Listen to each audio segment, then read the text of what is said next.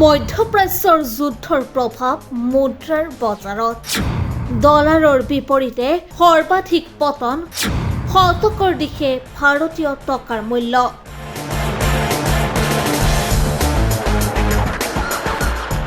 দ্ৰুতগতিত অৱনমিত হৈছে আমেৰিকান ডলাৰৰ বিপৰীতে ভাৰতীয় টকাৰ মূল্য মধ্যপ্ৰাচ্যত চলি থকা উত্তেজনা আৰু ইৰাণ আমেৰিকা শান্তি আলোচনাৰ অনিশ্চয়তাৰ ফলত মুদ্ৰা বজাৰত অস্থিৰতা বৃদ্ধি পাইছে।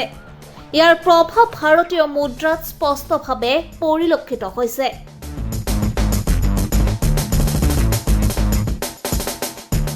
যুদ্ধৰ প্ৰভাৱত পূৰ্বে টকাৰ মূল্য 92 টকা অতিক্ৰম কৰিছিল।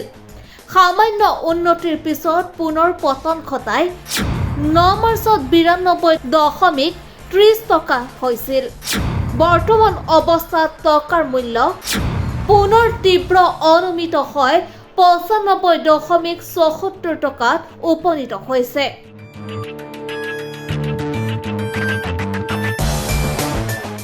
অৰ্থনৈতিক বিশেষজ্ঞসকলৰ মতে যদি আন্তঃৰাষ্ট্ৰীয় উত্তেজনা অব্যাহত থাকে তেন্তে অতি সোনকালে টকাৰ মূল্য প্ৰতি ডলাৰত 100 টকা অতিক্ৰম কৰাৰ আশংকা নাকচ কৰিব নোৱাৰি।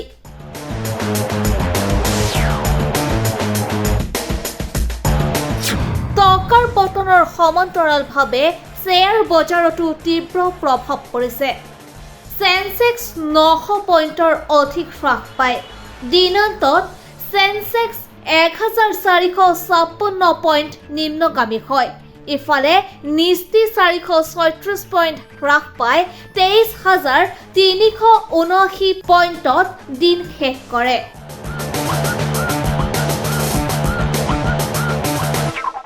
News desk report ৰিপাব্লিকানী।